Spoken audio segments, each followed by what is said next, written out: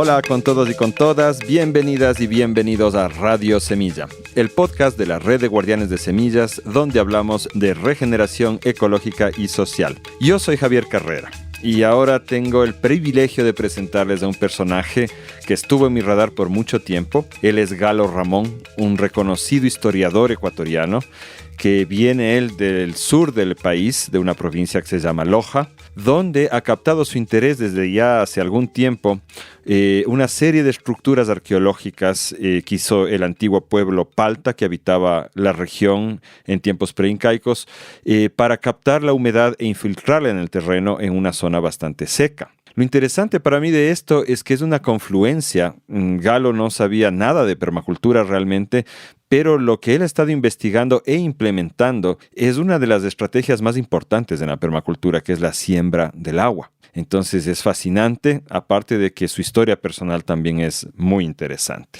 Bueno, como siempre, quería recomendarles que por favor nos apoyen. Recuerden que es gracias a ustedes que podemos mantener Radio Semilla. Y las personas que nos apoyan entrando a radiosemilla.com/beneficios, /apóyanos, perdón. Y después pueden ir a /beneficios para ver cuáles son sus beneficios. Pueden hacerlo desde $5 al mes y tienen una serie de beneficios tanto virtuales como físicos en Ecuador y en otros países. Y el día de hoy, el proyecto que queremos poner en relevancia es Yuyos. Yuyos Palugo, pueden encontrarlo en la página yuyospalugo.com. Es un emprendimiento familiar liderado por Marcia McInnes, que se dedica principalmente a la herbología.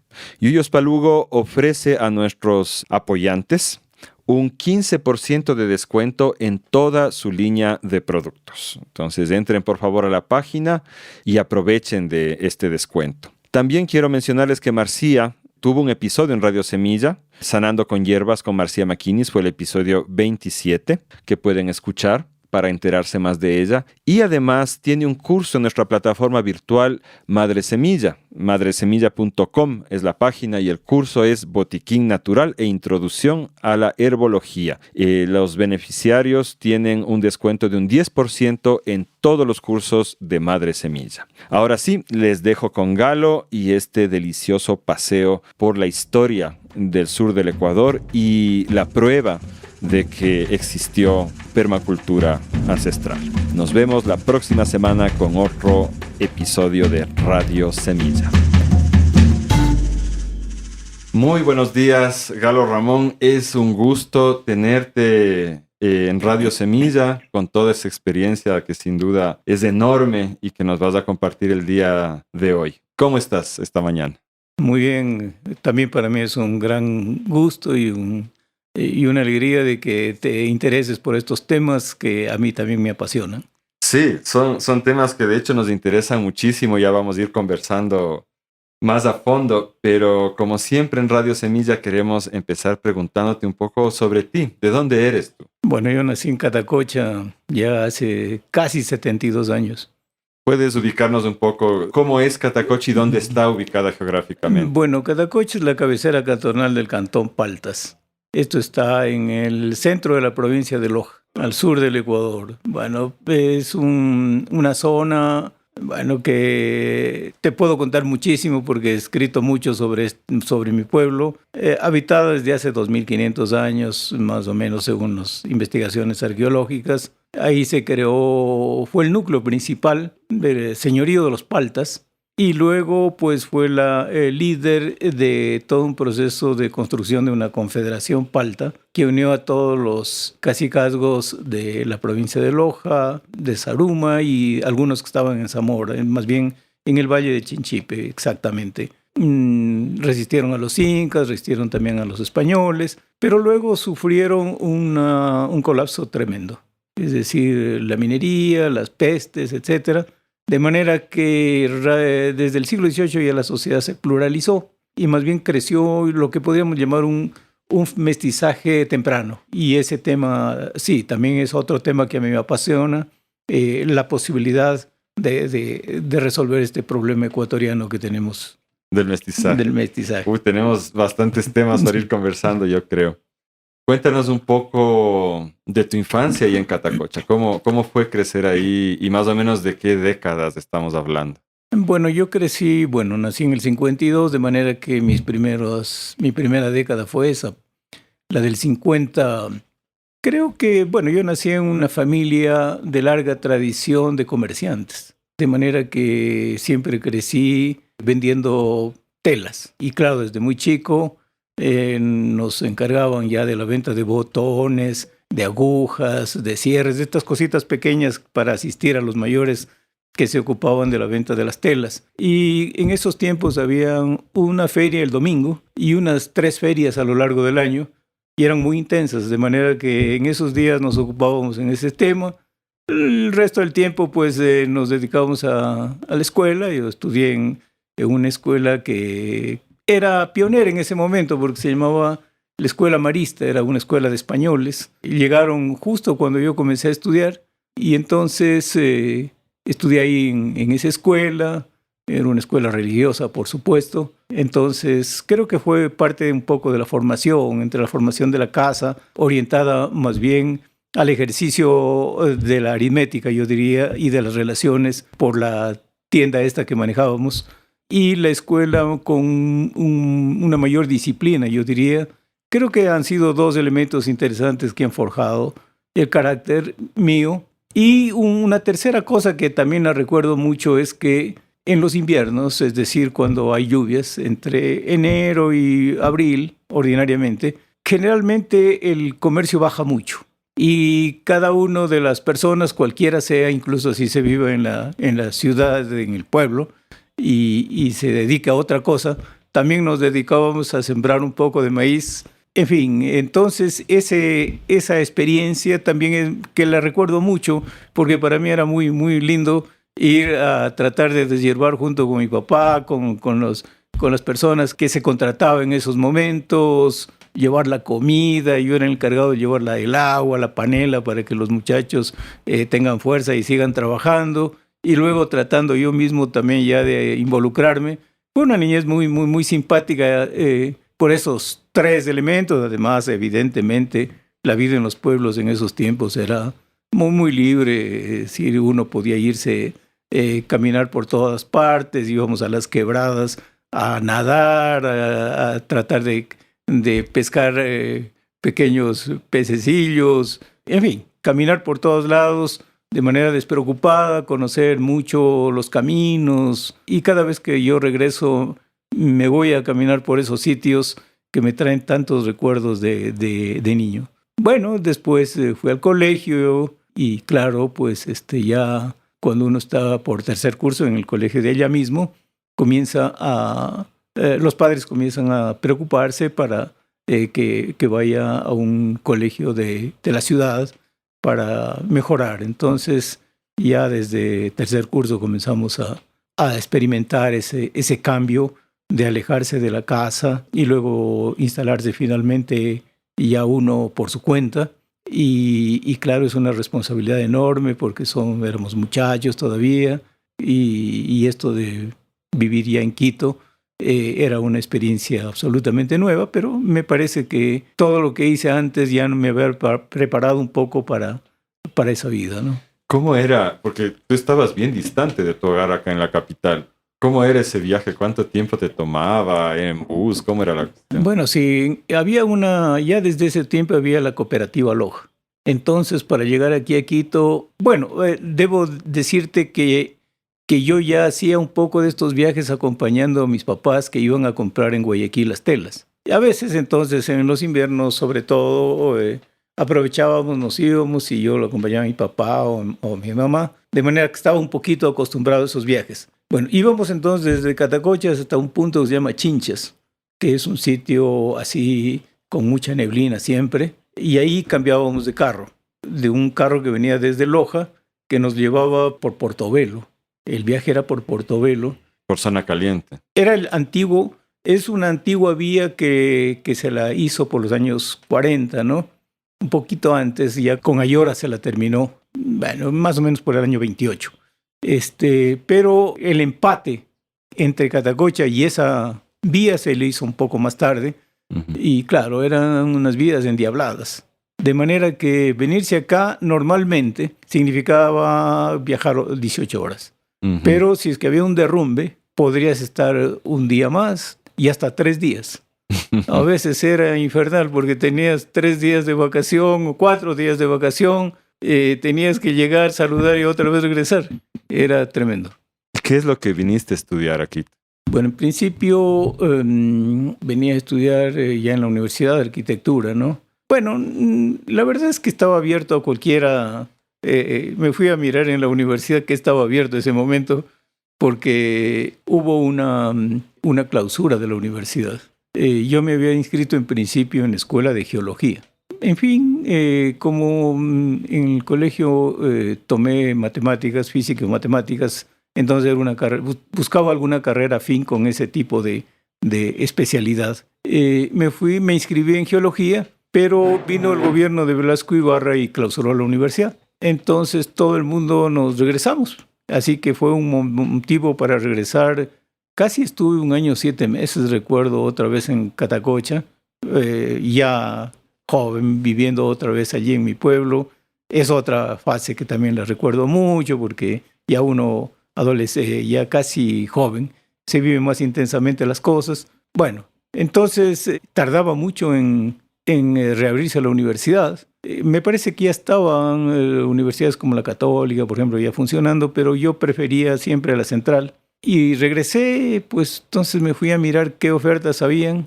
Este cierre de las universidades fue por el tema de que ahí se fomentaba la rebeldía, me imagino. Claro, ese era un momento de alta agitación estudiantil sobre todo. Es decir, la década del 60 fue particular. Después de que se terminó, bajó mucho la exportación de banano por el 64, comenzó una crisis económica muy fuerte. Y entonces comenzó a desarrollarse, digamos, el movimiento estudiantil bastante radical que salía todos los días casi a las calles. Y en esos tiempos, entonces, en el gobierno de Velasco lo mataron a Milton Reyes.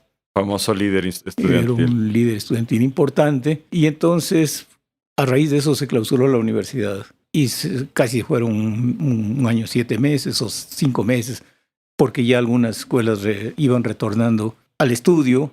Y entonces, cuando fui, había una demanda enorme, porque se habían represado como 3 generaciones de estudiantes que estaban intentando ingresar. Y, por ejemplo, cuando me inscribí en arquitectura, aulas que tenían 60, 80 estudiantes, pasaron a 120 y la facultad que tenía creo 200 estudiantes pasó a 1000 y los de primer curso éramos como 900 con relación a los demás, de manera que fue un cambio impresionante. Además, como se había conseguido el ingreso sin examen a la universidad, de manera que no había trabas, la gente ingresó, todos los que ingresaron. Estábamos allí encontrándonos de personas de tantos sitios que estábamos allí en arquitectura. ¿Y acabaste la carrera de arquitectura? No, claro, yo me metí mucho a la política, de manera que en la dirigencia estudiantil me metí ya cuando estaba en segundo curso y poco a poco entonces no me alcanzaba el tiempo. Así que tuve que optar por sociología, que me daba más tiempo. Que no nos oigan los sociólogos. Bueno, no, me daba más tiempo, porque a mí me encantaba la sociología y en realidad lo que hacíamos en arquitectura nos acusaban de hacer sociología en vez de arquitectura, porque en realidad revolucionamos a esa escuela de arquitectura, que antes era una escuela entre arte y... había una nota muy polarizada entre algunos que buscaban unas expresiones artísticas en la arquitectura y otros que casi imitaban le daban un carácter muy ingenieril, muy por el lado de la construcción. De manera que nosotros le metimos toda la nota social, nos metimos con el Comité del Pueblo para tratar de planificar el terreno que ellos recibieron por allá, por la Eloísa. Un barrio de escasos recursos, ¿no? Exactamente. Es decir, que hicimos muchas cosas en arquitectura y creo que eso me llevó a los límites. En realidad sentía que la escuela la escuela de arquitectura no te permitía avanzar y lo único que tenías era un montón de materias porque era una irracionalidad. En primer curso, recuerdo, teníamos 14 materias, cada uno te mandaba a hacer un montón de cosas y no te dejaban tiempo para nada y así sucesivamente en los siguientes años. Entonces, creo que necesitaba una mejor formación, más sociológica, y creo que encontré un mejor lugar ahí. ¿Y esa sí la acabaste? Sí. ¿Y con eso culminaste tus estudios o...? No, bueno, digamos que con eso ya me sentí en la capacidad de mantener una casa, un hogar, y me casé. Pero después de unos 6 años, creo que eran, hubo la oportunidad de hacer una maestría en la Flaxo.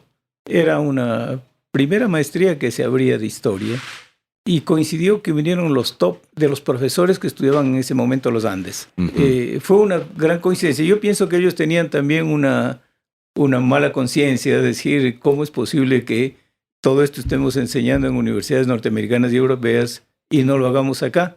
Así que aceptaron venir. Claro, venían por pequeños tramos, pero tuvimos los mejores profesores. Fíjate, tuvimos a Murra, a John Murra, a Franz Salomon, a Tom Zeideman. Yo recuerdo eso. Esto es inicios de los 80. Claro. Yo recuerdo porque Franz Salomon se alojó en mi casa durante unos días. Y esto es... Bueno, estamos hablando, como tú dices, de los más grandes investigadores de la historia y la arqueología andina, ¿no? Sí, sí. Tristan Platt, por ejemplo, el mismo Sempada Sadurian. Es decir, todos eran el mismo Lumbreras, iba a decir Lumbreras. Lucho Lumbreras, en fin. Fue un curso verdaderamente impresionante que tú no lo encontrabas en ninguna universidad norteamericana ni europea hace rato, porque vinieron los top de todas partes. De manera que, claro, yo ya estaba trabajando antes durante los 6 años previos en una ONG que se llamaba el CAP, un Centro Andino de Acción Popular precisamente, y nos dedicábamos a trabajar en las comunidades indígenas.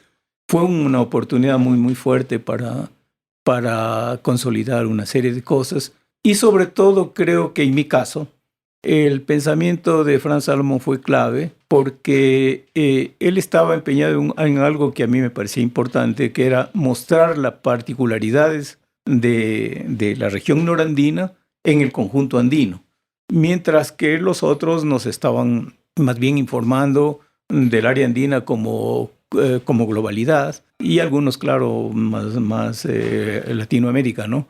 O algunas notas más comparativas, más generales en el mundo. Pero el trabajo de Franz Salomon era clave, creo yo, y esto entonces me llevó básicamente a ocuparme de intentar mirar las particularidades del Ecuador. Creo que eso ha sido interesante.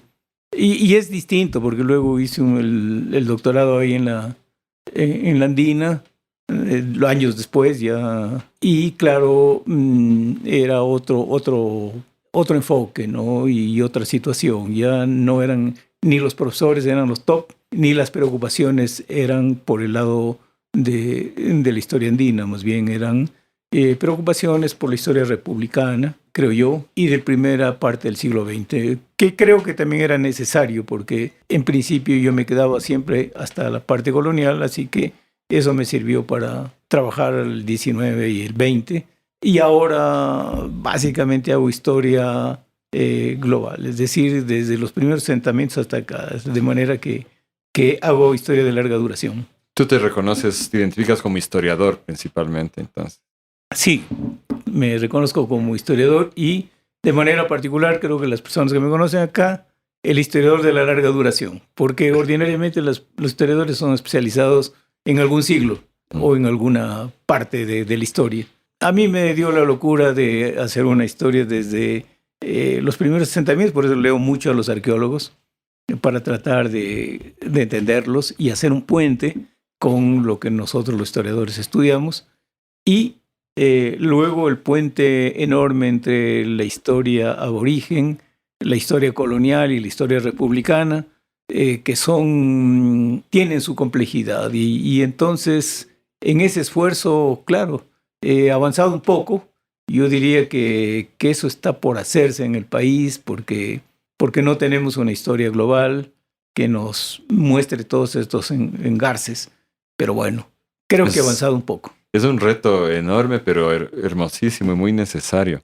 Antes de proseguir con la historia, me quedé con la curiosidad de qué es lo que hacían en esta ONG donde trabajaste con las comunidades indígenas y en qué zona trabajaba. Bueno, allí yo trabajé en Cotacachi un tiempo, pero básicamente en Cangagua. Cangagua es una parroquia de Cayambe, que Muy es fría, muy alta. que uno de los cantores de acá. Y además teníamos un pensamiento radical en los tiempos. Nos fuimos a vivir allá. De Bien. manera que yo viví en Cangagua, compartí mucho, teníamos un equipo de trabajo, era multidisciplinario. Teníamos médicos que eran todos alternativos, ¿no? Todos eran, venían por el lado de la terapia neural, acupuntura, en fin, hacían una medicina alternativa con pocos recursos. Teníamos agrónomos, yo que hacía de sociólogo y también hacía un poco de arquitecto porque también había que construir algunas casas y así. Entonces formamos un equipo, ahí me quedé casi unos 3 o 4 años en Cayambe y por esa razón es que la tesis que hice, que le llamé La Resistencia Andina, es hecha sobre Cayambe. Es decir, mi punto de observación principal y de aprendizaje sobre el mundo, sobre las comunidades indígenas y era Cangagua, porque en esa zona de altura las comunidades se habían conservado mejor. Es decir, eran comunidades que conservaban muchos atributos ancestrales mientras tú más te dirigías hacia la altura. De manera que trabajé mucho con ellos, compartí mucho con la gente y aprendí un montón. De manera que mi primer esfuerzo ya muy sistemático lo hice sobre Cayambe, ¿no? ¿Y has regresado en los últimos años por allá? De vez en cuando me voy a Quitoloma, por allí, miro todavía. Ahora mismo esto era, claro, ha cambiado mucho. Ahora una chica que se llama Manuelita Cobacango me llamó recientemente. Ella era del Consejo Electoral, no sé si la ubicas, es una indígena de allá de una comunidad, creo que, me parece que ella es de Chumillos, que es una de las comunidades que está por arriba, y me decía que ya no tienen agua y que le ofrecí ir precisamente para discutir las posibilidades de cómo revivir las fuentes de agua. ¡Qué hermoso! Ellos tenían una sequía enorme que se llamaba Huanguilquí, pero desgraciadamente la gente que está por encima de la sequía, porque la gente subió mucho. Sigue subiendo. Y sigue subiendo, ellos no tienen agua, entonces la sequía no les vale de nada, porque la sequía finalmente está por lo menos unos 200 metros por debajo del hábitat que están la gente, ¿no?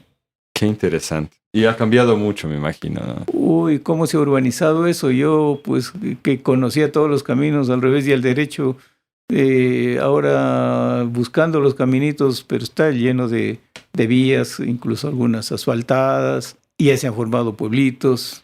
Me fui a visitar una casa comunal que yo mismo la diseñé, una casa redonda, que la hicimos con mucha paciencia, con mucho conocimiento de lo que era la casa redonda antigua, el yunji que le llamaban acá en el norte.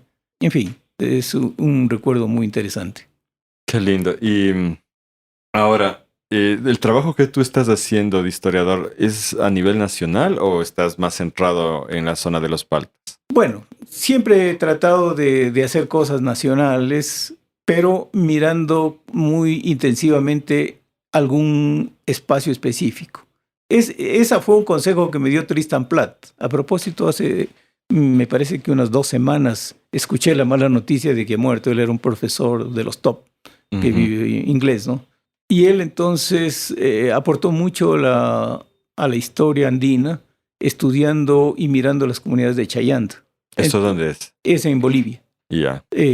Por cerca de Potosí, ¿no? Ya. Entonces me decía, mira, lo que yo puedo decirte es que se puede hacer, claro, una historia global, ¿no es cierto?, de un país o de un área, Pero si no tienes un estudio de caso muy intenso, que lo conozcas profundamente, es difícil que tú puedas innovar cosas. Claro que tienes un riesgo de tratar de generalizar las cosas que dices allí para todo el área. Y claro, cómo manejas esa generalización, esa universalización, es un problema. Entonces, bueno, como te dije al principio, trabajé mucho Cayambe, Otavalo, también Chimborazo. Ahora estoy mirando pues con mucha intensidad Loja y de manera específica este rato Paltas, pero encuentro muchos temas que son válidos no solo para el Ecuador, sino para el mundo. Por ejemplo, el tema de cómo manejar la humedad, el tema que te contaba de la posibilidad de una sociedad intercultural. Se puede derivar de estas experiencias pequeñas allí, o cómo concebir un modelo de desarrollo más sostenible. Tú lo puedes mirar desde lo particular. Y claro, y este rato el mundo está mucho más interconectado, de manera que tú puedes hacer puentes mucho más fácil que antes. Más o menos esa es una parte, digamos, una metodología que la he ido desarrollando, ¿no? Qué interesante. Vamos entrando entonces al tema del manejo de los humedales. Cuéntanos cómo es climáticamente, suelos, vegetación, la región esta donde está sentada la ciudad de Catacocha. Yo comenzaría por las lluvias. Es una zona de altísima variabilidad de las lluvias. Más o menos en los años normales, llamémosle así, entre comillas, en general llueve un mes o en el mejor de los casos 2 meses. Normalmente eso sucede en marzo y abril, pero puede haber algunas variaciones. Y en esos 2 meses o en ese mes a veces se precipita alrededor del 70% de la lluvia. Hay sitios como Celica, por ejemplo, que he estado chequeando, que está un poco más al sur. El 82% de las lluvias se precipita en un solo mes. ¡Qué brutal! Entonces tú puedes encontrar esa primera característica, es decir, las lluvias súper concentradas en 1 o 2 meses del año. La segunda es que son aguaceros terribles. Es decir, son aguaceros, tormentas tropicales prácticamente, ¿no? Que pueden en 3, 4, 5 aguaceros en un mes lloverte lo que llueve todo el año. Si es que tú miras por el lado de la cantidad de agua, Catacocha no es seco. Tiene un promedio de 850 milímetros. No está mal para nada. Que es mucho más que Chimborazo y mucho más que incluso Cotopaxi, yo diría. Es alto, pero súper concentrado, es el primer problema. El segundo es que, como tú también conoces, se trata de un suelo terciario de escasa permeabilidad y muy escarpado. Aunque son Andes bajos, son escarpados. De manera que el agua se desaloja en 5 o 10 minutos. Y corriendo. Corriendo a velocidad tremenda, es decir, hay una escorrentía brutal.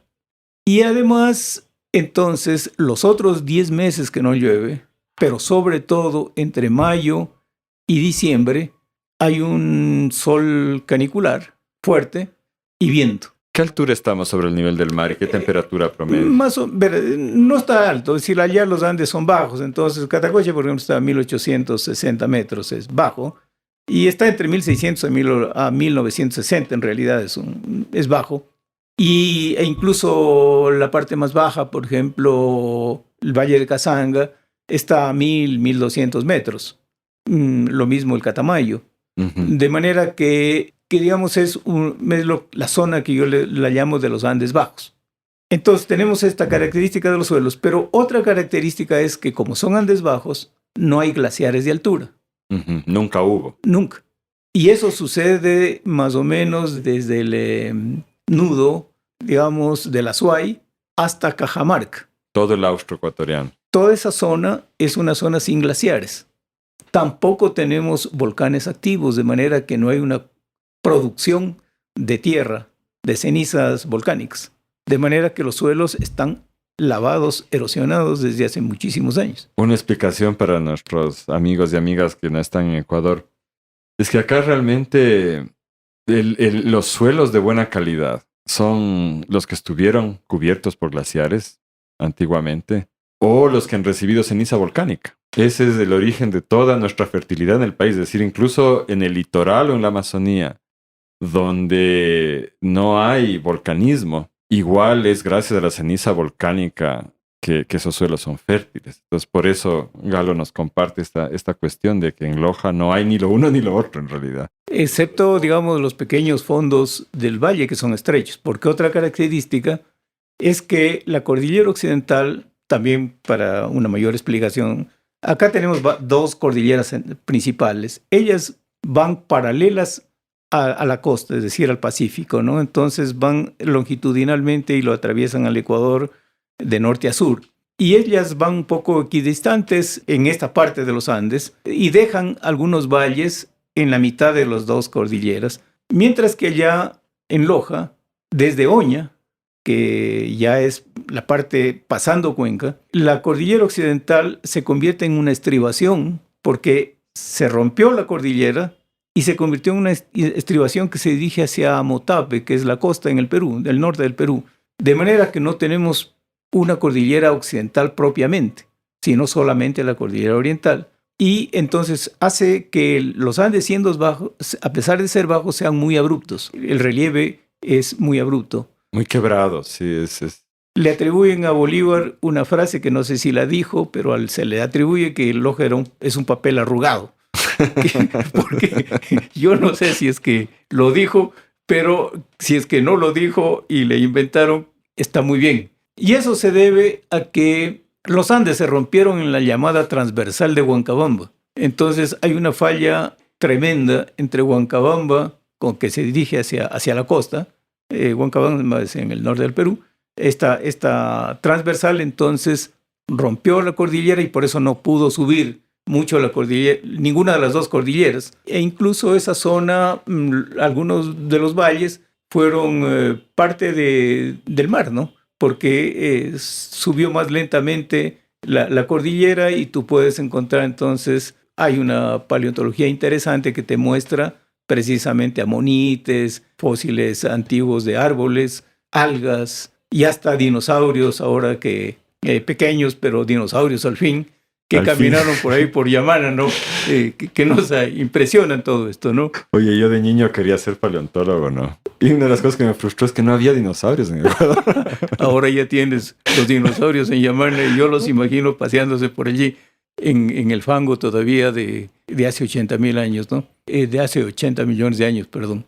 Bueno, esas son algunas de las características entonces de esta región. Yo le llamo a esta región, y creo que cada vez hay un acuerdo de los Andes Bajos.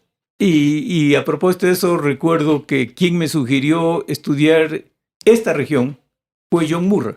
Una vez, cuando era nuestro profesor, me dijo, quiero conversar contigo, y me citó a las 6 de la mañana. Entonces, me parecía impresionante y nos fuimos a caminar por aquí, por Quito, y me dice, oye, esta es la parte más original de los Andes. Si es que tú miras desde Venezuela hasta la Patagonia, en esos 7,000 kilómetros, esta es la zona de los Andes Bajos. Con seguridad, esta parte tiene algo mucho de original. Entonces, claro, para completar, yo debería estudiar también hasta Cajamarca. La verdad es que no lo he hecho, leo algunas cosas de los colegas que trabajan por Piura, pero creo que hace falta una mirada desde Cuenca hasta Cajamarca, una mirada geoambiental, yo diría, y cultural, para mirar esta originalidad. Creo que seguramente no podré contribuir con una nota, pero ya que este rato traemos a colación el tema, creo que es un tema muy pertinente para desarrollarlo. A mí esto que dices me causa emoción porque yo he investigado bastante sobre los centros de origen, en el sentido de centros de domesticación o de diversificación secundaria de las semillas que cultivamos la humanidad, ¿no?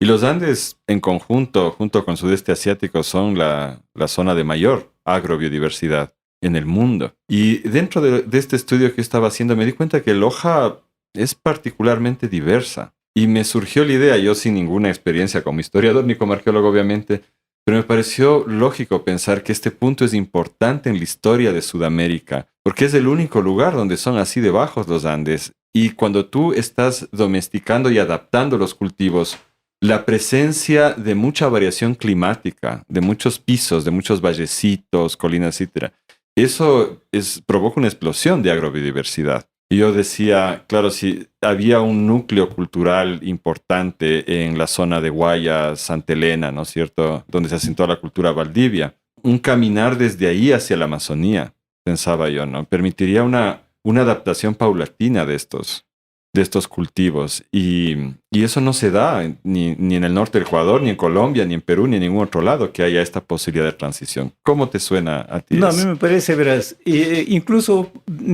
apoyo tu punto de vista e incluso podríamos elaborar un poco más la hipótesis. Verás, el trabajo de Francisco Valdés allí en el Valle del Chinchipe. Exacto. Te muestra que ya hace 5.000 años antes de Cristo tenías domesticadas muchas variedades de cosas, incluyendo el cacao. Entonces, tú te pones a pensar, esa zona, ¿no es cierto?, es una zona escalonada que te da hacia el valle de Palanda y hacia la Amazonía. Y se trata de pisos ecológicos húmedos, muy húmedos. Entonces, ese es un foco, ese es un sitio clave donde se originó la domesticación. Pero para llegar a Loja, tuvieron que aprender a manejar pisos secos. Entonces, mi punto de vista es que los paltas lograron desarrollarse cuando lograron manejar pisos húmedos y pisos secos. Esa combinación fue clave. Y últimamente me encontré con Matilde Teme, esta alemana que vive por allí, por Saraguro.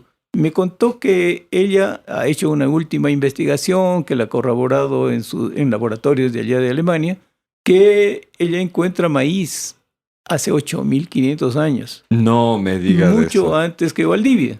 ¡Qué bestia! Entonces tú te quedas loco. Claro. Dices, ¿pero cómo? Entonces aquí fue un centro de domesticación en estos pisos altitudinales secos y húmedos. Entonces tienes siendo una zona de transición de altísima variabilidad de las lluvias y de altísima variabilidad, más que climática, no hay mucha variabilidad climática. Yo diría que tú soportas, al menos, no sé, tal vez porque yo nací allá, puedo soportar estar en Casanga, en el valle a 1.000 metros, y luego subirme a los 2.500 más o menos de las montañas. No es mucha la variabilidad climática, pero en cambio sí la variabilidad de la humedad. Entonces, esta diversidad de humedad me parece a mí clave en la domesticación de especies. Pero esta sería una hipótesis que hay que desarrollarla, ¿no? Sí, ojalá nos diera la vida para investigar todo lo que hace falta. Entonces tenemos este clima donde se concentra la lluvia en 1 o 2 meses, donde el suelo no es permeable. Me imagino que los aguaceros causan eventos de erosión importantes en las laderas deforestadas, y ahí se asentaron los paltas. Y yo ya intuyo que lo que tú nos vas a decir es que este manejo de una tecnología hidrológica fue lo que les permitió. Entonces, ¿cómo es esa tecnología? Cuéntanos claro, un poco. Entonces, adicionalmente deberíamos decir que ellos son vecinos tanto de los Tallanes y un poco más al sur están los Chimbús y los Mochicas, ¿no? Que eran los ingenieros de manejo de ríos. De manera que estaban vecinos de grupos que manejaban muy bien, que se las considera culturas hidráulicas. Mientras que más hacia el norte, ¿no es cierto?, las lluvias son mucho más, casi llueve todo el año, de manera que no necesitaban desarrollar todas estas cosas. Tenían además glaciares, de manera que tenían fuentes de altura. Y a mí me parece entonces que ellos observaron la relación entre laguna y vertiente. Y esto lo miraron obviamente en las lagunas naturales.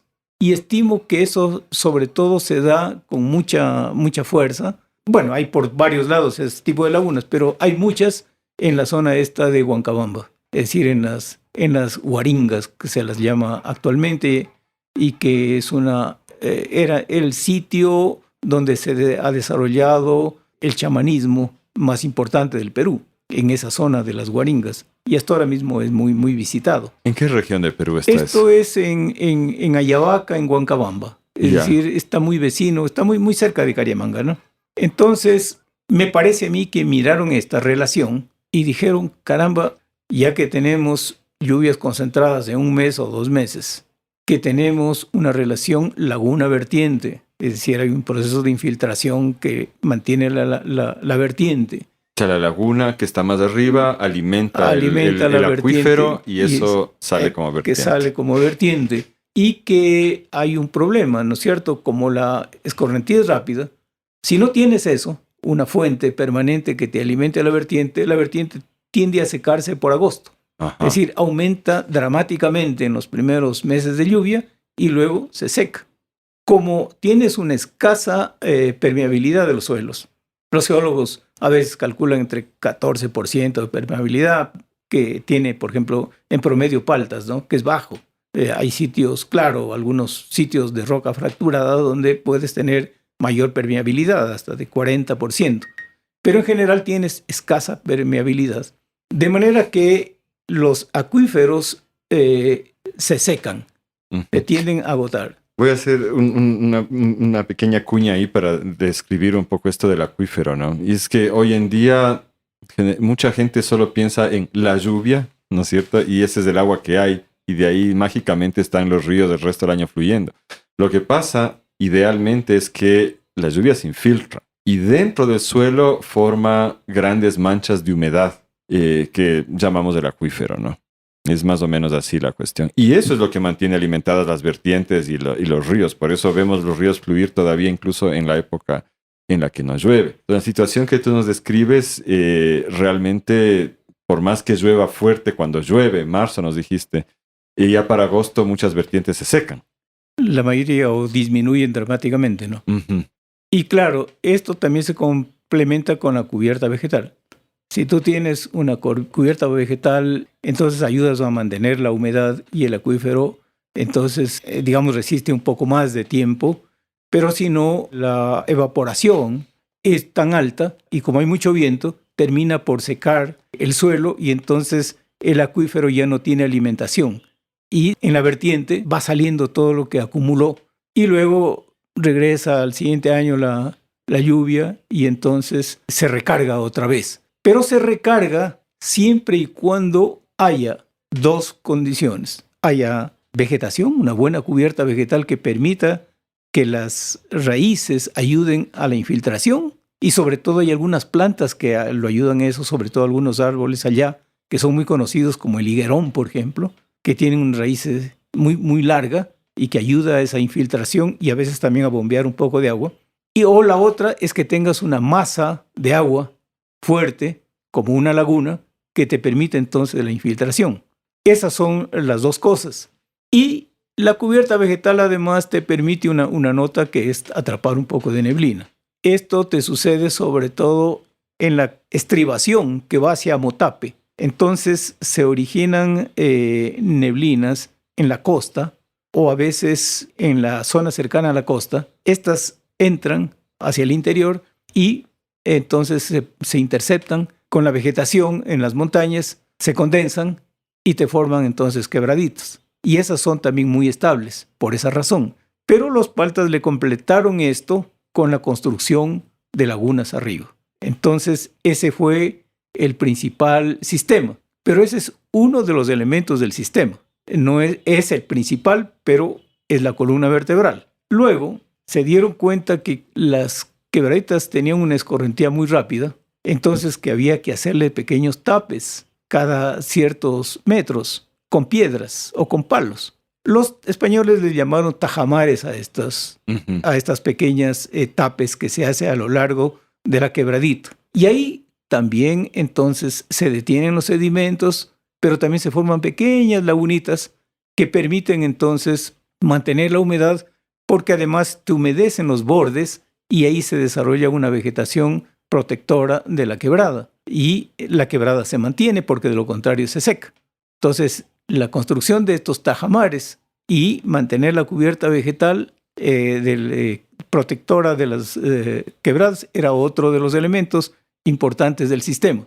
Luego, el tercer elemento es que ya para poder construyeron lo que los españoles también llamaron pilancones, que ya son a boca de huerta, un reservorio de agua para regar simplemente por inundación, es decir, por pequeños canales de inundación.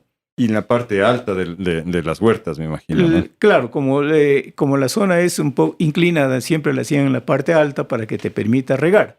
El cuarto es la huerta agroforestal. Entonces, la huerta agroforestal es una huerta que contiene muchas especies y todos los estratos, desde el rastrero, el arbustivo y el alto, de manera que esto te permite mantener la humedad dentro de la huerta. Además, el uso de huecadas, de lomas, de manera que tú puedes tener en la huecadita que siempre está húmeda, aquellas plantas que necesitan más humedad, y en la otra, ordinariamente, las plantas de ciclo corto. Es decir, que no es una huerta en terreno plano, sino que el terreno está quebradito, digamos así. Sí. ¿Y estas huecadas como de qué dimensiones son más o menos? Bueno, a veces tienen unos 200 metros cuadrados. No es mucho, pero es suficiente para darle a la gente la comida diaria. En otros casos aprovecharon las piedras. Tenemos una huerta de piedras.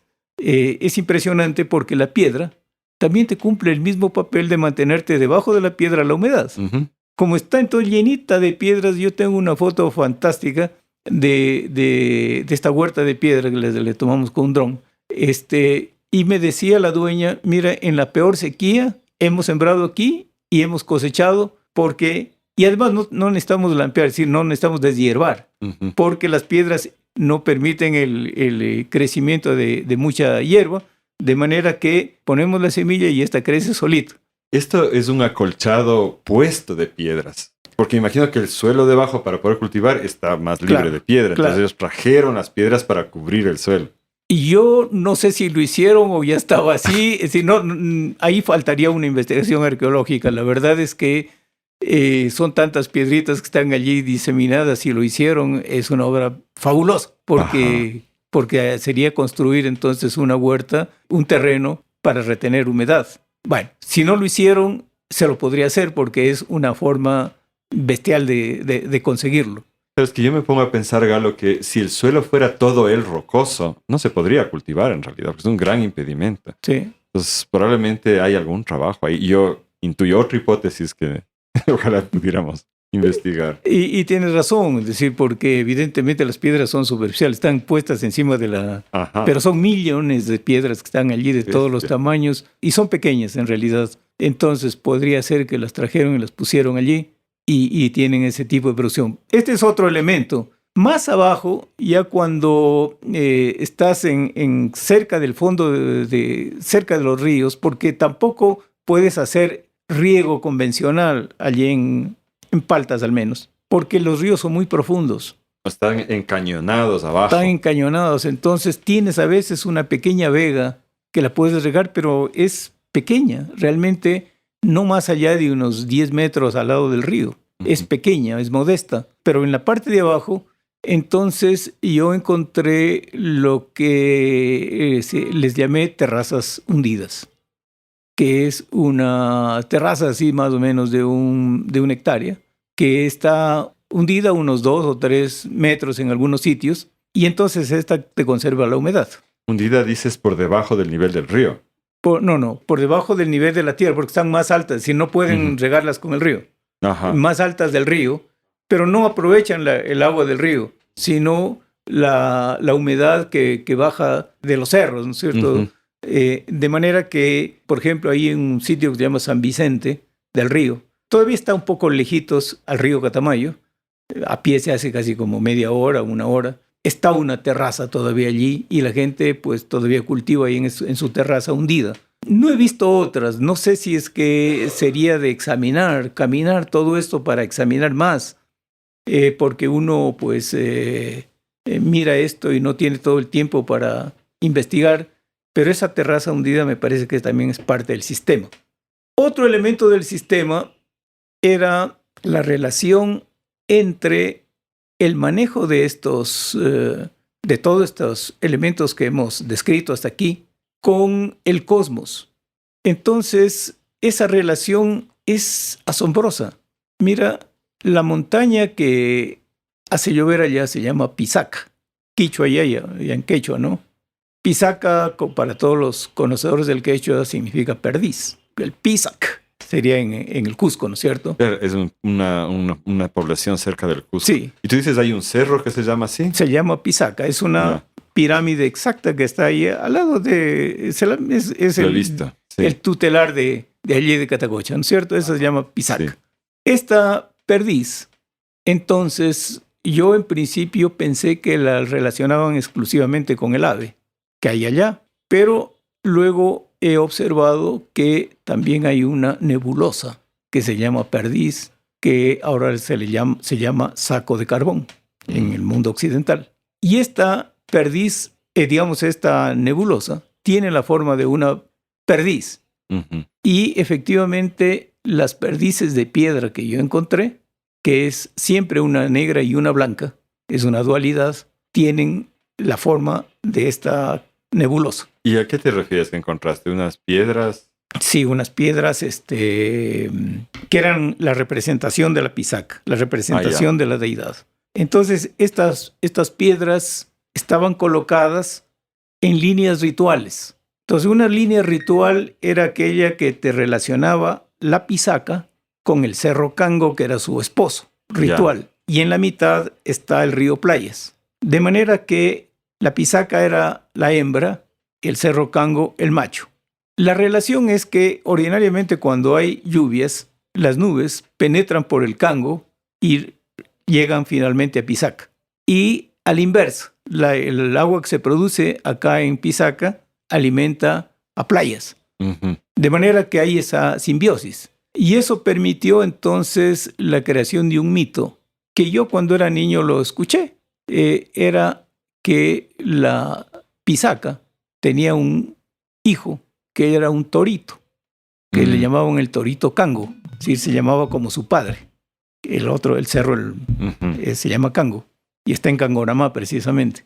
Entonces está al frente, y tenían los dos un hijo que se llamaba de esta manera. Se supone que anteriormente pudo haber sido un venado, pero ya luego se ambientó a torito. Pero era un animal de oro, con cachos de oro, y que cuando mugía, se reunían las nubes y ese momento llovía. Y con eso se alimentaba a la laguna. Hacía llover. Uh-huh. Y entonces, y además era un feroz para fertilizar a las vacas. Es decir, era la representación de la fertilidad y de la lluvia, que es la representación de la Pisaca, que es la diosa de la fertilidad y de la lluvia. Y yo pienso que estas observaciones las hacían desde un cerro que se llama Guaraguara, que también es otra en quechua. Guaraguara es constelación en general, de manera que era un sitio de observación. De manera que los chamanes entonces relacionaban el cosmos con la geografía sagrada y esta con la fertilidad y esto a su vez con la organización social y la ritualidad. De manera que creaban un discurso, ¿no es cierto?, muy persuasivo, porque tú no te estaban diciendo, oye, tienes que conservar la laguna porque es buena para el agua. No, pues, porque si no la conservas, te castigan los dioses. Uh-huh. Y entonces crearon una serie de tabúes en torno a la laguna. No podía subir, una mujer no podía subir sola porque entonces salía de la laguna una culebra llamada Conza y la embarazaba de un ser monstruoso. Si iba un hombre a tirarle alguna piedra a la laguna, salía un arcoíris y lo atrapaba y lo ahogaba. Entonces se crearon una serie de tabús, pero dentro de una concepción, ¿no es cierto?, de crear una territorialidad sagrada, que es la territorialidad de manejo de la humedad. Entonces la humedad era una territorialidad sagrada que tú no la podías romper, salvo que quieras un hijo monstruoso, si quieres que te muerto, que te castigue el cerro, que te castigue las deidades. De manera que los chamanes pudieron crear esta relación y mostrarla. Uh-huh. Y entonces, para poder observar todo esto, para poder observar las nebulosas, las constelaciones y también el aparecimiento de las Pléyades sobre todo, crearon una serie de tacines que están dibujados ahí es decir, construidos en algunas rocas, siguiendo estas líneas rituales. Ajá, como los seques del Cusco. Exactamente, son una especie de seques, pero claro, el Cusco es mucho más complejo porque es un sistema radial, llamémosle así. Uh-huh. Aquí es más bien un sistema de conexiones de deidades, pero igual cumple un papel parecido. ¿Y cómo son estos tacines? Son como tacitas, ¿no? Cavadas en la Cavadas roca. en la roca. Entonces, estas tacitas, algunas de ellas te recuerdan las playas. Yo, por ejemplo, he mirado, se puede mirar las 7, que también se les llama 7 cabrillas, ¿no es cierto? Uh-huh. En un lado y 7 cabrillas al otro lado, es decir, siempre manejando la dualidad. Son las playas. Claro. Sí. De manera que tú, y en otros casos pueden haber otras representaciones, no. Habría que mirar y también hay un conjunto de petroglifos que están relacionados con todo ello, ¿no? De manera que tú tenías un territorio sagrado, un lenguaje de comunicación para establecer mitos y yo supongo un sistema organizativo alrededor del mantenimiento de todo esto, porque el mantenimiento de una laguna de altura, es decir, no es una construcción natural y se necesita mantenerse. Lo mismo los tajamares, lo mismo los pilancones, todo esto necesita mantenerse. Entonces, el mantenimiento de ello, de todos estos elementos, exige una organización social. Ahora, el problema es que luego tú miras y en qué momento por qué desapareció todo eso o por qué al menos bajó y casi desapareció de la memoria de la gente. Bueno, la explicación es también clara. El colapso de la población fue brutal allá. Ya dije, por las pestes, por la minería, por los abusos y en zonas un poquito más calientes es letal. Eran letales las pestes. ¿Te refieres a enfermedades que llegaron de fuera como claro, sarampión, viruela, básicamente. Yo diría que más que malaria, que de pronto ya había, era la viruela y el sarampión. Creo que fueron las dos. Porque yo miro sobre todo hay una parroquia que se llama Huachanamá, que ha conservado los registros de nacimientos de 1605. Entonces, ahora mismo estaba mirando, hay años que mueren más personas que las que nacen. Uh-huh. Más, pero de largo, pero no solo un año, sino 30 años, de manera que tú dices, esta población ya no podía subsistir. Entonces tienes por un lado la desaparición. Luego los hacendados se tomaron las tierras, porque evidentemente con la disminución de la población, el Estado colonial les entregó todas estas tierras que las declaró de reversión, uh-huh. Tierras baldías. Se les entregó las tierras y los hacendados no tenían idea de para qué servían esas lagunas y los curas, como veían que ahí se hacían algunos rituales, las declararon a las lagunas embrujadas, que había que bautizarlas. Entonces subieron los curas, les tiraban sal allí y las desecaron. ¡Qué bestia! Entonces, con eso rompían la ritualidad, pero los dejaron sin agua. Sí. Esto sí ya no tenía la menor idea. Y entonces les vendieron la idea que para llover ya no hacía falta eso, sino ser devoto de la Virgen. Y entonces se pasó de la acción a la devoción. Y entonces la gente comenzó a implorarle a las vírgenes. Hay otro ritual que yo supongo que era un ritual antiguo. Se intercambiaba precisamente, creo yo, estas imágenes de la pisaca. Entre el Cerro Cango y la pisaca se hacía, supongo yo, a inicios de año una petición por la lluvia. ¿Y esto implica una peregrinación? Una peregrinación. Ahora, actualmente, ¿cómo es? Cogen a la Virgen de Catacocha uh-huh. y la intercambian con la Virgen de Cangonamá. La intercambian en el punto intermedio que es Yamana uh-huh. y se las llevan a las vírgenes intercambiadas por 8 días y las tienen como de rehenes, ¿cierto? Me recuerda a San Viritute que le dan látigo para que haga llover, ¿no? Todas las tienen allí 8 días y claro, cada vez que hay una procesión de estas llueve, tanto en la ida como en la de vuelta. Y entonces finalmente lograron, porque el pueblo, pues yo supongo que tenía una altísima religiosidad, precisamente porque el elemento que le daba cohesión al sistema era la ritualidad. De manera que la sustituyeron por las vírgenes, que cumplieron un poco el mismo papel en cierta manera de ser llover. No habría sido grave si es que solamente hacían eso. Lo grave fue que desecaron las lagunas y que en algunos casos construyeron la ciudad. Por ejemplo, en Catacocha, sobre la laguna se la relleno y se construyó la ciudad, ¿no? O sea, ahí había una laguna donde está la ciudad. Claro, era la más grande.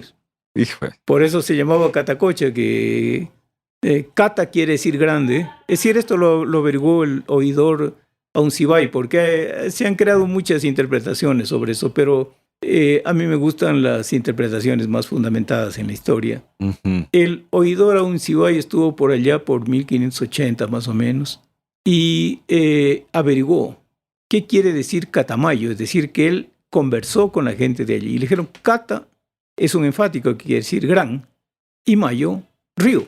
Se llama, es el Gran Río. Y la otra es la Gran Laguna. La Gran Laguna. Entonces, eran las dos los elementos más importantes. Pero Catacocha no era el sitio donde estaba la principal población. La principal población en principio fue un cerrito que se llama Jabonillo, donde estaba el pueblo de Garrochamba. Ese pueblo entonces desapareció y ahí llevaron entonces la ciudad a Catacocha.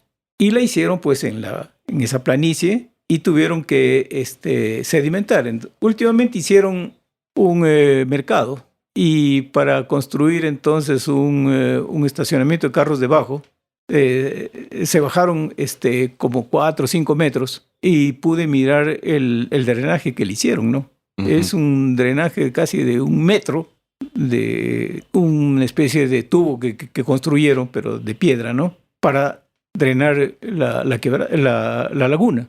A pesar de eso, tú todavía puedes mirar el vaso de la laguna. Si estuviste en Catacocha, hay una escuela que se llama la Escuela Domingo Celi. Tú para entrar al patio tienes que bajar unas escalinatas. Entonces, allá adentro, ese era el vaso de la laguna. Y claro, ahora son las graditas y tú puedes, en el talud, ¿no es cierto? Hicieron las graditas y entonces tú puedes espectar los partidos de básquet, de cualquier cosa. Y hicieron una cancha de la laguna y claro, tú puedes decir eso, ya lo hicieron tempranamente, ¿no? Porque los españoles consideraban que las lagunas te producían miasmas y que te producían enfermedades y por eso es que eran desecadores profesionales de lagunas. Uh-huh. Y esto lo inventaron los romanos, ellos también desecaban las lagunas para poder hacer sus cosas. Y era considerado entonces que de ahí... Y evidentemente que yo me imagino que si es que tú no manejas bien eso, es una fuente de zancudos, si arrojas basura, puede ser un sitio insalubre. Es decir, tú necesitas una organización para mantener eso. Uh-huh. Y claro, un día, no, hace unos años que me fui por allá por Cariamanga y me fui a una comunidad y bueno, llegamos al pueblito y después bajamos un poquito y todos los de abajo se quejaban de que no tienen agua. Entonces les digo, ¿y qué no tenían ustedes una laguna? Sí, dice, pero ahora es la cancha de fútbol que está arriba. No puede ser. Y claro, decir, esas lagunas se prestaban para una cancha de fútbol porque ya tenían los taludes. A todos los cuatro le hacían graditas nomás allí y le aplanaban la parte central y ya, cancha de fútbol. Entonces les digo, ¿cómo no van a tener agua si han hecho una cancha de fútbol en la fuente de abastecimiento? En la fuente de abastecimiento y ahí han puesto la escuela encima. Entonces la incomprensión fue terrible, es decir, que hubo una ruptura en el conocimiento brutal. De manera que yo diría que por esa razón, por fin los historiadores podemos servir para algo. Porque ordinariamente no servimos para mucho, sino para a veces hacer llorar a la gente de las tragedias que han pasado. Pero tú, en cambio, pues puedes encontrar, afortunadamente hubo en el siglo XVIII un litigio de tierras, y el lindero que se discutía era justo el de la laguna de Río, de Pisaca, que tú conociste. Entonces, en la discusión se dibujó el sitio. Entonces, al dibujarse el sitio, está el dibujo de la laguna y tú puedes ver algunos detalles. Es malo el dibujo, realmente no es bueno el dibujo, pero como además tiene explicaciones escritas, tú puedes mirar que de la laguna salen algunas vertientes para ambos lados. No al revés, como uno está acostumbrado a que haya una vertiente que le abastece siempre a la laguna. En cambio, era al revés aquí. De aquí, más abajito de la laguna, comenzaban las quebradas. Ajá. Entonces, uno inmediatamente dice, ¿cómo se rellenaba esta laguna? Segundo, se les ocurrió en el vaso de la laguna poner elementos que tú puedes interpretar como plantas hidrófilas. Plantas de agua, de humedal. Claro, porque el humedal, si es que no tiene eso, desaparece muy rápidamente. No es humedal. Uh-huh. Entonces, tú pudiste mirar que era una zona viva. Y cuando yo entonces subimos a observar el sitio, evidentemente estaba pues ya la habían desecado, etcétera, pero todavía conservaba un poquito de mayor humedad porque estaba más verde eso. Perdóname que te interrumpa ahí. Si mal no recuerdo, es un caso que les llaman también de silla de montar, porque hay 2 puntitas, ¿verdad? ¿O es una sola punta? 2. Son 2 y es una depresión en el medio. O sea que de todas formas eso tiene algo de humedad de forma natural, digamos así. Porque suele suceder justo en este tipo de estructuras geológicas. Sí, tiene algo de humedad porque además la construcción de una laguna, que es otro elemento del conocimiento, está muy bien pensada. Ahora, el punto es cómo la pensaban.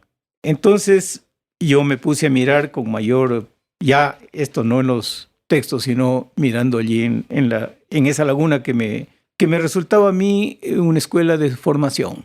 Entonces, me di cuenta que primero miraron dónde estaban las vertientes naturales, llamémoslo así, que se formaron. Uh-huh. Y entonces dijeron, a esas tenemos que recargarlas. Uh-huh. No crear nuevas, sino a las vertientes naturales que existieron, recargarlas. Y entonces escogieron un sitio de más altura, pero plano, que no pueda erosionar luego la laguna al sitio. Y ahí hicieron la laguna. Por otro lado, entonces ya la laguna permitía recargar a esas vertientes naturales que existían, ¿no es cierto? Por otro lado, entonces dijeron, ¿y cómo la llenamos? Entonces construyeron unos pequeños brazos de captación, unas pequeñas acequias para captar el agua lluvia que cae en una zona y dirigirla allí. No la construyeron en el curso de una escorrentía, porque ahí, con las lluvias enormes que hay allá, se puede ir llevando cualquier muro que tú puedas hacer. No. La derivaron al sitio plano. Es decir, es más o menos como las amunas, ¿no es cierto? La llevas al agua a donde tú quieres que se infiltre. No en cualquier sitio. Entonces la llevas allí, la reúnes allí, permites que se infiltre. Y para que se infiltre y se mantenga, entonces sembraron todas estas plantas hidrófilas dentro de la laguna. Estas forman entonces unas raíces allí que te mantienen el agua. Y entonces el agua de la laguna se dosifica porque la infiltración es lenta y puede durar todo el año esa laguna. Y además las plantitas hidrófilas bajan incluso la evaporación. Claro, cubren el espejo de la laguna. Cubren el espejo, exactamente.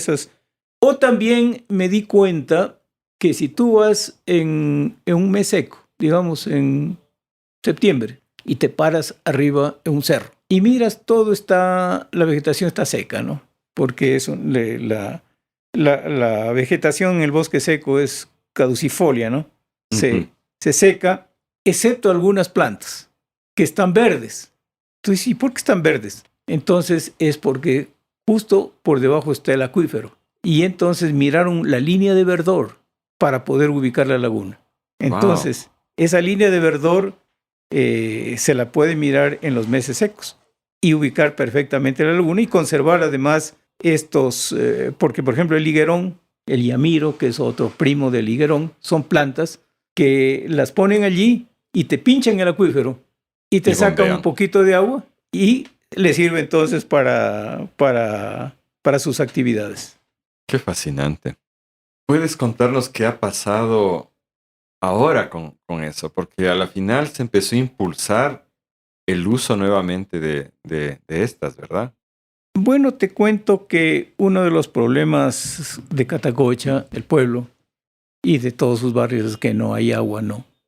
Entonces que sus acuíferos se fueron secando. Porque bombean, ellos tienen agua de bombeo. Sí, esa fue una solución que idearon para resolver el problema, ¿no? Entonces, si tú miras la historia reciente del pueblo, primero habían unas fuentes que salían de la laguna Catacocha. Entonces, Catacocha estaba en la planicie y luego baja, y en las bajaditas habían como 7 pequeñas vertientes. De ahí se abastecían. Y aunque rellenaron, todavía seguía funcionando un poco durante un tiempo el sistema. Y se abastecían entonces de eso. Pero con el crecimiento de la población ya no fue suficiente. Entonces trajeron de otro sitio. Se les acabó ese sitio porque no lo conservaron en de otro sitio, de más allá, justo de Pisaca. Entonces fueron y trajeron de allá. Pero como tenían que captarla un poco más abajo, tenían que bombearla y traer. Se acabó, o al menos disminuyó eso, porque deforestaron toda el Pisaca y no se reconstruyó ninguna forma de recarga del agua. Entonces comenzaron a bombear, a perforar con tecnología japonesa hasta 400 metros. ¡Hijo de madre! ¿Cierto? Entonces están sacando el agua que se ha reunido en tiempos geológicos. Y esa es entonces el agua que se bombea para traer a Catacocha. Entonces, frente a ese tema, ¿qué hacer? La gente de allá se preguntó. La solución más fácil es ir a buscar otra fuente por otro lado para traerla, ¿no? Entonces, con asesoría de Senagua, estaban buscando una fuente a 42 kilómetros, aunque Senagua decía que mejor es una fuente que está a 97 kilómetros. Querían traer de por allá. Senagua es la Secretaría Nacional del Agua, ¿no? Sí. Es decir, las entidades especializadas realmente son una catástrofe, porque fíjate tú que cuando comenzó a disminuir el agua de Pisaca, dijeron sí, está deforestado, eso hay que forestar. ¿Y qué hay que poner? Eucalipto. ¡Ay, no! Y luego, para traer, ya cuando no hay agua, entonces traigámosla de estos sitios lejanos. Es decir, es una concepción que yo le he llamado minera del agua. Buscar dónde está el agua, terminarla, destruir esa zona y luego buscarse otro, con soluciones cada vez más costosas. Sí, eso, y que algún rato se acaba todo. Y claro, entonces, frente a eso, ya habían diseñado en 1998 un proyecto para traer el agua de 42 kilómetros de un sitio llamado Landapo. Y bueno, y nos asomamos con un amigo que se llama Vicente Encalada, que es geólogo, y les hablamos de rehabilitar estas lagunas. Y no nos hicieron caso, dijeron, ustedes están medios locos, creo que parece que cuando se los manda a la universidad, ahí no les enseñan nada. Evidentemente no apoyaron la idea. Entonces hubo que tomar la idea y hacerla de manera, llamémosla privada. Entonces, como nosotros buscamos recursos para financiar algún proyecto como Fundación Comunidec, entonces decidimos iniciar por el año 2005 la reconstrucción de estas lagunas y de armar otras, probar, porque no conocíamos todo el sistema, cómo funcionaba. Ahora, si es que lo haría de nuevo, ya no cometería algunos errores porque hicimos lagunas en algunos sitios que no valía la pena hacerla porque no alimentaban en ninguna vertiente. Nosotros queríamos de manera mágica que aparezca por ahí una vertiente poniendo una laguna arriba. No es verdad así, ¿no? Y la gente tampoco, muchos no entendieron que era un humedal, sino que se trataba de una poza, como la gente llama. Un reservorio. Un reservorio. Y muchos querían que le pongamos... Cuando yo llevé a algunos ingenieros de Loja, recuerdo, del Consejo Provincial, me sugirieron arriba en la laguna, oye, ponle geomembrana. Lo que está de moda, básicamente. Sí. Entonces, querían convertirlo en un reservorio y no entendían para nada que estaban buscando la infiltración para los acuíferos. Eso les parecía fabuloso, pero que sin embargo parecía un cuento más que una realidad. La realidad parecía mejor si es que utilizábamos el agua lluvia, la embalsábamos en una piscina, llamémosle así, impermeable, y utilicemos esa agua. Que puede ser una alternativa interesante, pero no precisamente una piscina de altura. Yo creo que eso lo puede hacer en la parte baja, y quizás en pequeñas cavernas para mantenerla más al agua, pero no arriba. Arriba tenemos que trabajar en la infiltración. Otra de las cosas que no sabíamos mucho era el impacto del ganado. En esa zona reconstruíamos, matábamos, hicimos varias lagunas allí, 19 lagunas en esa zona. Y íbamos, y el propietario tenía muchas vacas. Y entonces, ya cuando, por octubre, por allí, cuando ya disminuía el agua, las vacas se metían allí dentro de la laguna y estaban comiéndose todas las plantas hidrófilas. Y pisoteando y pisoteando, compactando. Entonces hubo que adquirir la propiedad. Ah, compraron la propiedad. Claro, pero una partecita nomás, porque en realidad lo que se ha comprado son 200 hectáreas en el fondo, y eso es lo que mantiene el agua de Catacocha. O sea, la fundación adquirió... Lo hicimos conjuntamente con una fundación que se llama Naturaleza y Cultura de Loja. Hablamos con un gringo loco que vino y que me hacía preguntas difíciles, me decía, y entonces la población antes, cuando había esto, ¿cuánto era? Y yo con ingenuidad le dije, pues deben ser unas, ya exagerando, ¿no? Unas 40,000 personas. No, dijo, deben haber sido unas 400,000. Bueno, 400,000. Bueno, pero puso la plata, se compró el sitio, se sacó los animales y nos dimos cuenta que entonces tan importante como la laguna es realmente recuperar la cubierta vegetal. La vegetación. Si no la recuperas, y además no necesitas sembrar nada, sino simplemente cercar y producir una regeneración natural, que es la mejor, pero claro, controlando, porque hay algunas plantas invasoras que hay que podarlas, quitarlas de allí a veces porque te están impidiendo el crecimiento de la diversidad. Ya, y elegir, o sea, no vas a poner pino o eucalipto. Claro. Y puedes hacer un enriquecimiento, como lo hemos llamado, ¿no es cierto?, con plantas seleccionadas en algunos sitios, pero no más. Y hacerlo además cuando entra el invierno, no cuando sale. De manera que eso se entendió. Me acuerdo que el muchacho de Naturaleza y Cultura había formado unos ecoclubs con el colegio.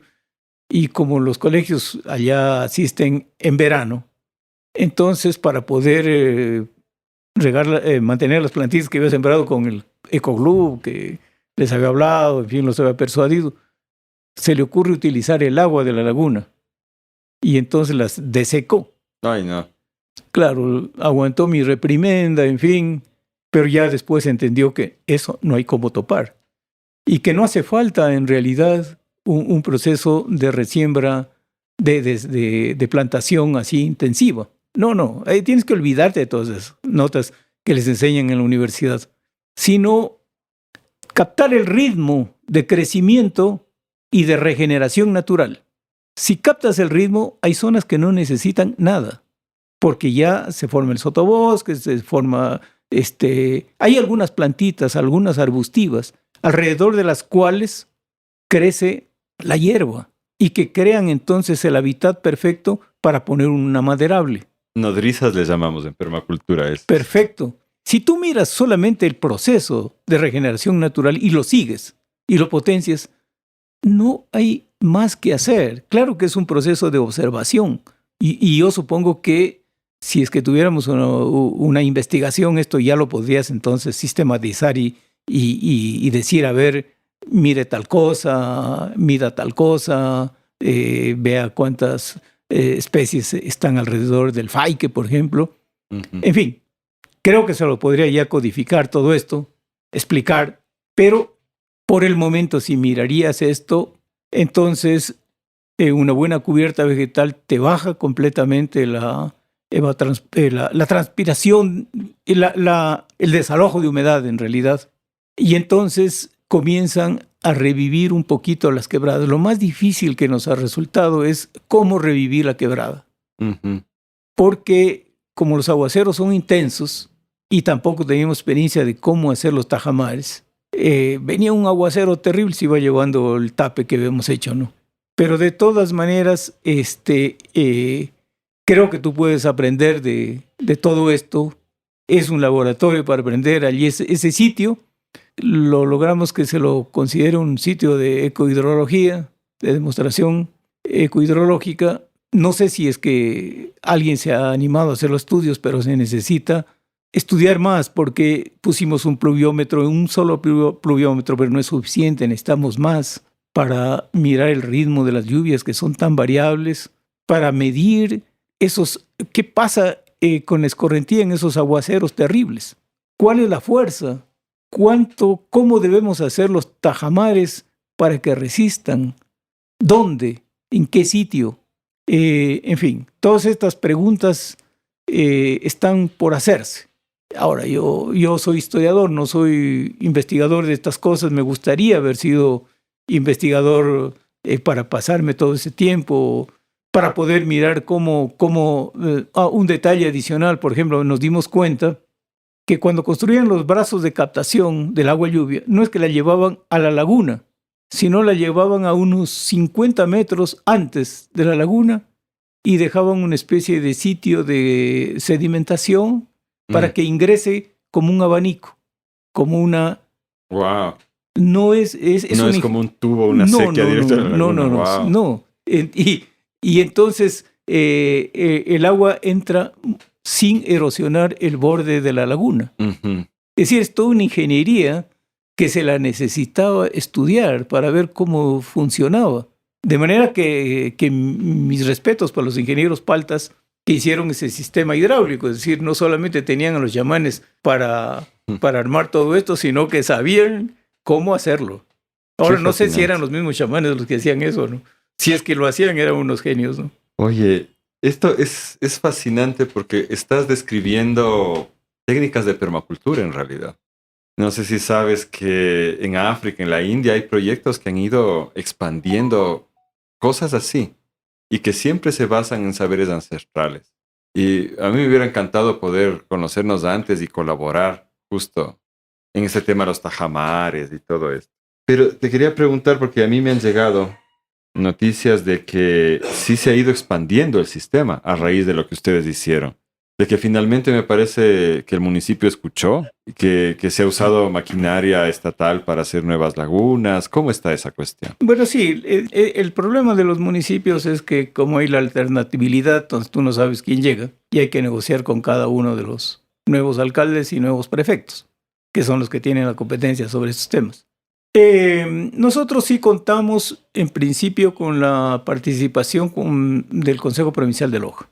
Lamentablemente ellos nos financiaron algunas cosillas, pero no siguieron muy de cerca la experiencia porque tampoco nosotros la teníamos tan sistematizada como para contarles de manera correcta todo eso y ellos seguían pensando en que había que hacer reservorios.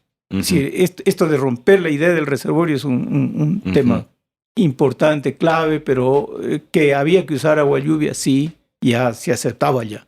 Pero no para infiltración, sino para reservorio. Y para grandes represas, incluso algunos soñaban hacer represas con agua lluvia. Ya falta de educación básica en cómo funcionan los ecosistemas, sí. ¿No? Pero sin embargo, no hubo continuidad porque ganó otro prefecto y ya ese otro prefecto no tenía interés en estos temas. Lo mismo ha sucedido con los municipios locales, ¿no? Han habido algunos municipios que sí, que se han interesado por el tema sin entenderlo mucho y que han apoyado. Pero la mayor parte de las cosas se hizo con iniciativa privada, llamemos de ONGs. Nuestra, de Naturaleza y Cultura, algo ayudó el FEP. Y lo hicimos ya partiendo no tanto del agua, sino de la huerta agroforestal. Uh-huh. Es decir, bien, necesitamos recuperar la huerta agroforestal. Y para eso necesitamos el agua. Y para eso necesitamos esta laguna. Es decir, encadenando el sistema. Para que le suene más lógico a la gente en el campo también. Claro, y metimos entonces, y hicimos una modificación. Nos dimos cuenta que el riego por inundación complicaba mucho, más bien hagámoslo por aspersión, aprovechando precisamente la gravedad. Entonces hicimos pilancones de ladrillito, más altos, uh-huh. en la parte alta, y sistemas de riego por aspersión. ¿Y goteo? Sí, también hicimos un poco de goteo, pero en general el tema... Nos encontramos allí con varios problemas. El uno, que la población joven ya se había ido. Claro, eso es general en el país. En algunos sitios, nuestros mayores, el más joven tenía como 60 años. Una vez miraba yo en una reunión, ¿no? El más joven al que yo me dirigía era 60 años. El otro problema es que una vez que producen, la gente sale a vender, ¿cierto? Mejora la venta, pero también el mercado se satura. Y el tercer problema es que algunos, mirando que ya tenían agüita, dijeron, ¿para qué hacer huertas? Mejor pongamos una vaquita. Volvieron a poner vaquitas. Una señora, recuerdo, que yo conocía que tenía 2 vaquitas. Cuando regresé, 14 vaquitas. Ay. Uy, entonces toda la lagunita que La teníamos capacidad allí. de carga, claro. Sí, en fin. Entonces tienes ese tipo de problemas. Pero yo creo que la tecnología, la propuesta está cimentada en la gente. Sí, la gente la conoce. ¿Han elaborado alguna publicación con la técnica, algún manual? Sí, y quería le pregunto este rato a Guido que me busque un manual, inclusive como yo escribí una historia sobre Loja, allí también que te la puedo facilitar, ahí discutí un poco este tema. Escribí eso hace ya por el 2008. No incluí algunas otras cosas que ya las estoy incluyendo en mi nuevo libro. ¿Tienes digitalizado algo de esto? ¿Está en digital? Sí, es decir, lo tengo prácticamente escrito esa parte, ¿no? No, digo, las publicaciones anteriores que hayan sacado, ¿tienen algo en digital? No me acuerdo si es que esto se encarga mi compañero Guido. Ya. No sé si lo tendrán. La verdad es que... Sería lindo para ofrecer a la gente que escucha el programa. Claro. Ojalá que sí. Claro. ¿Y cuál es el futuro que le ves ahorita? ¿Cuáles son las siguientes aventuras para ustedes? Bueno, en la zona cada vez van entendiendo más la necesidad. Por ejemplo, hace una semana me llamó el presidente de Lauro Guerrero, que es una de las parroquias. Me dice, acá tenemos 3 lagunas antiguas que están secas. Por favor, queremos eso.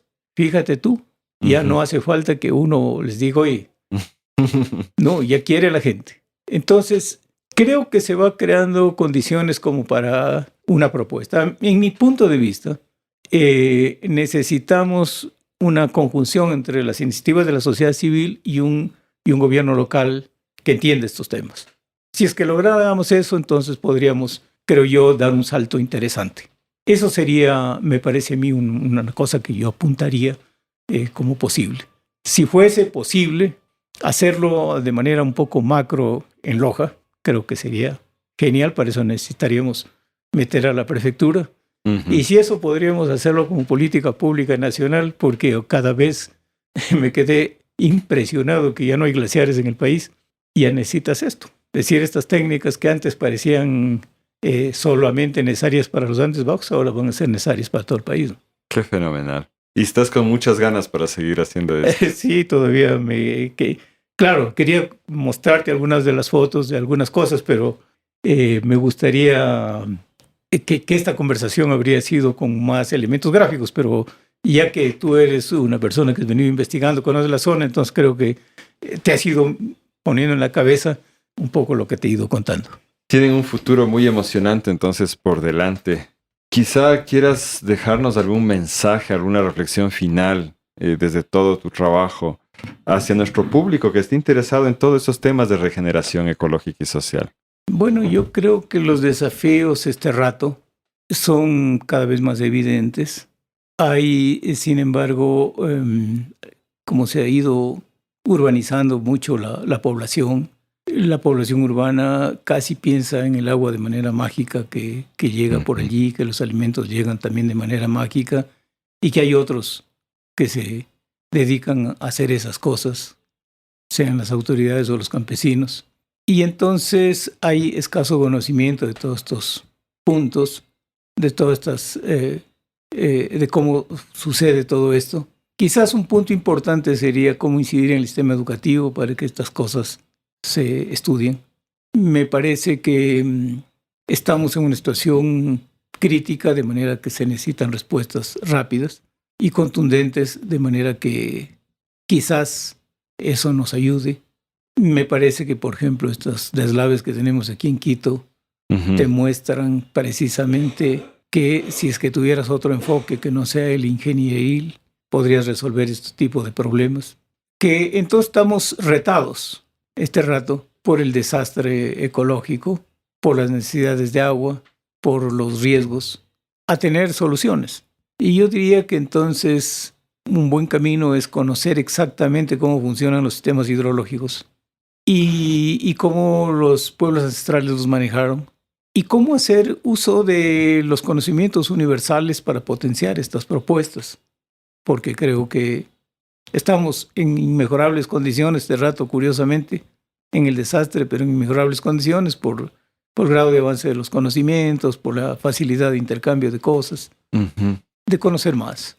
Así que, bueno, creo que estamos mal, muy mal, pero a la vez quizás estamos a puertas de que esto permita sacudir la conciencia de las gentes y hacer algo. Si no lo hacemos, pues probablemente, bueno, el futuro no va a ser tan bueno, ¿no? Muchas gracias, Galo. Te felicito por toda esta labor, a ti y a todo tu equipo.